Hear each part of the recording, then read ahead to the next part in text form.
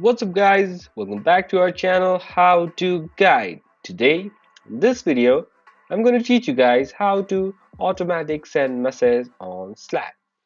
So guys, note that this is my iOS version, so I'll be teaching you guys how to automatic send messages on Slack in iOS system.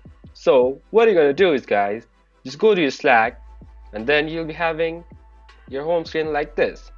Then go to the person that you want to send message to. So let me select him and just type something in the message box. So let me type hello, happy birthday. And what you're gonna do is guys, just press and hold your send button, and then a prompt box will open, and then over here you'll be having a random time, or you can also use a custom time. So let me just select the random time which says tomorrow at 9 a.m. Just press it and it says that your message will be sent tomorrow at 9 a.m. So that's how you do it guys.